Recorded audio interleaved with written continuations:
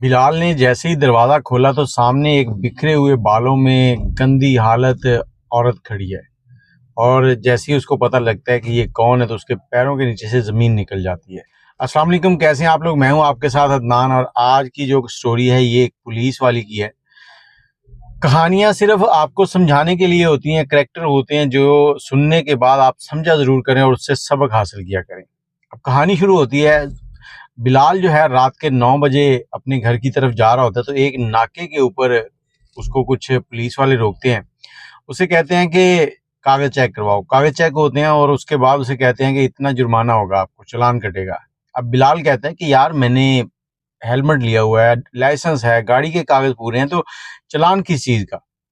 अब वो आगे से कहते हैं कि तुम हमारे साथ बदतमीज़ी कर रहे हो, तुम्हें इसका सबक सिखाएँगे। उठाओ इसकी गाड़ी और डाले में डालो, ले चलो। अब उसी दौरान बिलाल जो है वो किसी को फ़ोन करता है, और फ़ोन करने के बाद उसको जो आगे से बातें सुनने को मिलती हैं वो ये होती हैं कि मैं तुम्हारे हर काम में तुम्हारी मदद करूं, तुम्हें कोई काम ढंग से आता भी है। ये उसकी बीवी थी। अब बिलाल गाड़ी में बैठता है, वो कहते हैं या तो जुर्माना दे दो या फिर थाने जाना पड़ेगा। बिलाल कहता है मैं थाने जाऊंगा, जुर्माना मैं क्यों दूं।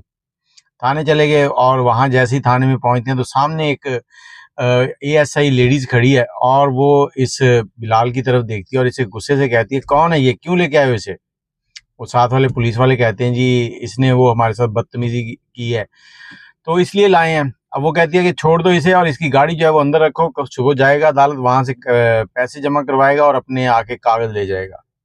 बिलाल जो है वो वहां से निकलता है, घर चला जाता है। घर पहुंचता है, घर जाकर अपनी माँ को बताता है कि अम्मा, मेरी बेगम जो है इस तरह से उसने मेरे साथ बेइज्जती की है।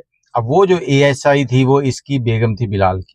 बिलाल के साथ उसकी बनती नहीं थी, और घर पहुंचकर अपनी माँ को सारा वाकया सुनाता है। उसकी माँ उसको तसल्ली देती है, बेटा वो पुलिस वाली है इसलिए शायद बदतमीजी कर रही है, वो उसको अपने ओहदे का जो है ना वो नजायज फायदा उठा रही है, लेकिन तू दिल छोटा ना कर, अल्लाह तेरे साथ बेहतर करेगा।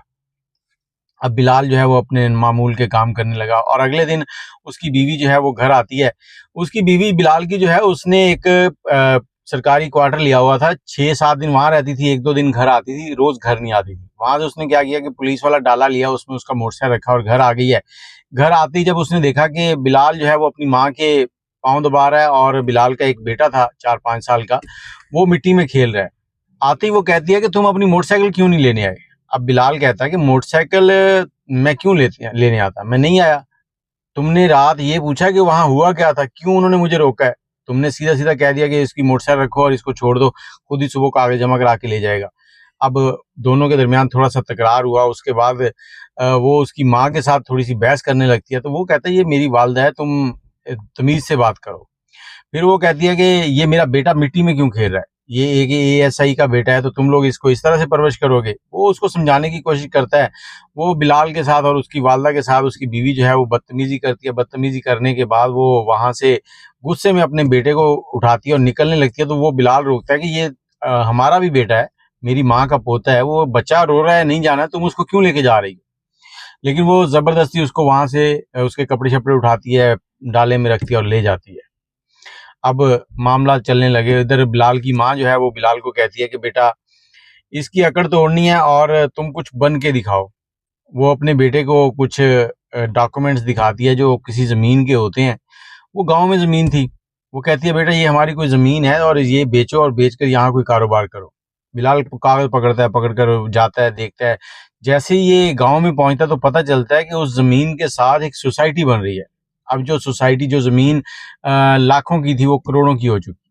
बिलाल उस ज़मीन को बेचता है, बेचने के बाद आके कारोबार शुरू करता है। अब उसकी बीवी जो है वो पीछे खबर ही नहीं लेती, कहाँ क्या हो रहा है क्या नहीं हो रहा। काफ़ी अरसा गुजर जाता है। एक दिन बिलाल की वालदा जो है वो घर से निकलती हैं। बड़ा घर बना लिया था, बिज़नेस शुरू कर लिया था, और कारोबार अच्छा हो गया था, मज़े चल रहे थे। और बिलाल की वालदा जो है उस दिन खुद चली जाती हैं कि सब्ज़ी लेके आती हैं। सब्ज़ी लेने गई हैं तो वहाँ पर सब्ज़ी लेते हुए देखती है कि उसका जो पोता है ना वो उसको पहचान लेता है। वो पोता एक काम वाली औरत के साथ आया था। वो भी सब्ज़ी लेने आई थी, जो कि इस एएसआई ने काम वाली घर पे रखी थी बच्चे की देखभाल के लिए। अब पोते ने दादी को देखा तो भाग कर आया, दादी से लिपट गया और दादी से बातें करने लगा। दादी उससे प्यार करने लगी, उसका मुँह चूम रही है, कभी उसको गले लगा रही है। फिर वो कहता दादी दादी एक बात सुनो, मुझे वो अंकल अच्छे नहीं लगते। दादी कहती कौन से अंकल बेटा। कहता दादी वो रोज शाम को घर पे आते हैं और मुझे भी डांटते हैं, मम्मी भी डांटती हैं, कहती हैं सो जाओ, और उसके बाद छुट्टी वाले दिन भी वो सुबह-सुबह आ जाते हैं मम्मी, और वो उधर बोतल पीते हैं। वो बोतल इस रंग की होती है। अब दादी जो है वो सारी बातें सुनते हैं, सुनने के बाद हक्की-बक्की रह जाती है, और उसके बाद वो बच्चा अपनी आया के साथ, वो जो काम वाली थी उसके साथ चला जाता है। इधर दादी घर जाके अपने बेटे को बताती है कि बेटा ये मामलात हैं, इस तरह से है। वो भी परेशान बिलाल। बिलाल कहता है अच्छा ठीक है, कुछ करते हैं। अब जिस दिन छुट्टी थी ना, उस दिन बिलाल ने अपनी माँ को लिया और लेकर वहां से निकला है और सीधा उस क्वार्टर पहुंच गया है।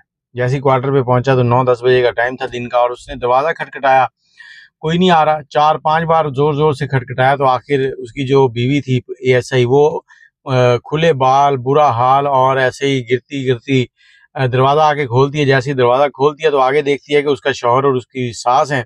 उसके तो तोते उड़ जाते हैं। अब कहती तुम लोग क्या लेने आए हो? वो कहता मैं अपने बेटे से मिलने आया हूँ। दादी कहती मैं अपने पोते से मिलने आई हूँ। अब वो धक्का देता है और अंदर दाखिल होता है। जैसे ही अंदर दाखिल होता है, बेडरूम में पहुंचता है तो वहां पर एक आदमी लेटा हुआ है, नंगा धड़ंगा सा, और जिस्म पे कपड़े भी नहीं है, बस मतलब बुरी हालत में। अब वो इससे पूछता है कि ये कौन है? उसको कहती है तुम कौन होते हो पूछने वाले? इतनी देर में बिलाल को गुस्सा आता है। बिलाल एएसआई साहबा के चेहरे पर एक जोरदार थप्पड़ मारता है। थप्पड़ के साथ ही उसकी चीख निकलती है, और जो अंदर आदमी लेटा हुआ था वो होश में आता है थोड़ा बहुत, और उठ के बाहर आता है कि कौन है ये, क्यों आया है, ये क्यों लड़ रहे हैं तुमसे? वो औरत से पूछ रहा है। अब इधर से बिलाल कहता है कि देखो खामोश रहो, हमारा मियाँ बीवी का मसला है और तुम बीच में नहीं बोलो। इतने में ये औरत कहती है कि ये मेरा अनपढ़ जाहिल शौहर है। अब ये वो जो पुलिस वाला था वो खामोशी से बाहर निकलता है। इधर इन दोनों के दरमियान में तकरार होने लग जाता है। बिलाल का खून जो है वो खौल रहा है, और बीवी उसकी कहती है कि देखो मैं तुमसे पहले ही छुटकारा पाना चाहती थी, मैं 1-2 दिन में तुम्हारे घर आने वाली थी, अच्छा हुआ तुम खुद आ गए हो। वो अंदर जाती है, कागज उठाती है, ये लो ये तलाक के पेपर हैं, इन पे साइन करो और मेरी जान छोड़ो और जाओ अपना रास्ता लो। वो बिलाल कहता है कि मैं अपना बेटा साथ लेके जाऊंगा, बेटा तुम्हारे साथ नहीं रहेगा। वहां से वो तलाक के कागजों पे साइन करता है। वो नशे में धुत थी, उसने कहा ले जाओ बेटा भी ले जाओ, जो लेके जाना है ले जाओ। तलाक दी, बेटा लिया, माँ के साथ वापस आया और जिंदगी चलने लगी। अब वो जो एएसआई की साथ लड़का जो दूसरा सोता था वो भी पुलिस वाला ही था। अब उसने क्या किया कि इसकी कुछ वीडियोस बना रखी थी। अब वीडियोस बनाई हुई थी, और उसके बाद साथ साथ वो जब ये रिश्वत वगैरह लेती, इधर उधर तंग करती लोगों को, तो वो वीडियोस भी थी। ऐसा ऐसा वक्त गुजरता गया, कोई 6 महीने गुजरे तो इसने उससे कहा कि अब तुम मुझसे शादी कर लो, तुम पहले से शादीशुदा तो हो लेकिन एक शादी मेरे साथ भी कर लो। मैं भी चाहती हूँ कि मेरा शौहर हो, मैंने तुम्हारी खातिर अपने शौहर को छोड़ दिया है। अब वो कहता बीबी जा काम कर अपना जाके, मैं तेरे ना ब्याह क्यों करा, सारे जान दी तू चगली हुई है। अब औरत के तोते उड़ गए। इसने उससे बहस शुरू कर दी। इसने बहस शुरू की तो उसने अगले दिन इसकी जितनी वीडियोस थी रिश्वत की और नाजेबा वीडियोस, वो सारी की सारी जो है ना वो सोशल मीडिया पे डाल दी। जैसे सोशल मीडिया पे डाली वो आग की तरह फैली। अब गंदी वीडियोस और रिश्वत वाली वीडियोस उस बिना पर वहाँ के जो डीपीओ साहब थे उन्होंने इसको सस्पेंड कर दिया। सस्पेंड हो गई, और इसके जो मामला थे वो खराब होने लग गए थे। अब इसको नशे की आदत लगी हुई थी, चर्स भी पीती थी, शराब भी पीती थी, नशा पूरा नहीं हो रहा था, और दूसरा स्ट्रेस इतनी रहने लगी कि ये जहनी मरीजा बन गई। एक दिन तो खड़े खड़े बेहोश हो गई, और मोहल्ले वालों ने उठाकर डॉक्टर के पास पहुंचाया। तो डॉक्टर ने कुछ दवाई शवाई दी। उसके बाद डॉक्टर ने कहा कि आप जो है ना, आपको कैंसर हो चुका है और आप लास्ट स्टेज पे चल रही हैं। ये बड़ी परेशान होती है और उस डॉक्टर को कहती कितना टाइम? उसने कहा पता नहीं, अब अल्लाह जाने तुम्हारी कितनी उम्र है, लेकिन बहुत मसला जो है वो सीरियस है। वहां से ये डॉक्टर से दवाई लेके निकलती है, सीधी वहीं जाती जहां बिलाल का घर था। उस घर पे पहुंचती है तो वहां पर दरवाजा खटखटाती है, तो वो कोई औरत आके खोलती है। वो पूछती है यहाँ पर जो लोग रहते थे? वो कहती वो तो यहाँ नहीं रहते, वो तो यहाँ से शिफ्ट हो गए। कहाँ शिफ्ट हो गए? फलां जगह। जैसे ही इसने नाम सुना, वो नाम इतनी वो हाई सोसाइटी का नाम था, तो वो इसने कहा कि ये वहां कैसे चले गए? तो ये वहां से निकली और वहां पहुंची है। वहां जाकर दरवाजा खटखटाया, कहते कौन? अंदर से एक औरत आई है। उसने पूछा, तो इसने उससे पूछा आप कौन? कहती मैं बिलाल की बेगम हूँ। तो उससे कहती कि मैंने बिलाल से मिलना है। वो जाती है, बिलाल को बुला के लाती है, और बिलाल आता है तो जैसे ही देखता है कि मांगने वाली औरत सामने खड़ी है, तो वो उससे पूछता है कि कौन है आप? ये उसे कहती है कि मैं तुम्हारी वो साहब का बीवी हूँ और मैं तुमसे माफ़ी मांगने आई हूँ, मुझे माफ़ कर दो। बिलाल बड़ा हैरान होता है कि ये इसकी हालत क्या हो चुकी है। कब इसके गरूर नहीं ख़त्म होते थे, आज ये इस हालत में है कि इसके सर में खाक डली हुई है। मतलब बुरे काम का बुरा नतीजा। बिलाल कहता है ठीक है मैंने तुम्हें माफ़ किया, लेकिन मेरी तुमसे एक अर्ज़ है, मैं तुमसे हाथ जोड़ के विनती करता हूँ कि आज के बाद इस दरवाजे पे नहीं आना। वो कहती ठीक है।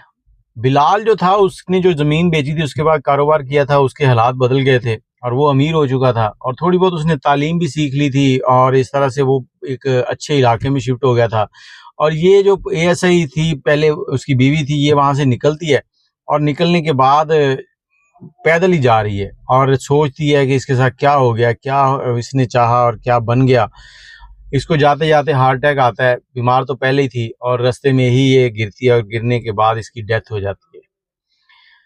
आज आपको ये सारी कहानी इसलिए सुना रहा हूँ कि आप किसी वक्त ऐसी रंगीन दुनिया में होते हैं कि आपको अपने लोग जो हैं वो बुरे लगते हैं और उस दौरान आप अपने लोगों के साथ बदतमीजियाँ करते हैं, उनको बुरा भला कहते हैं।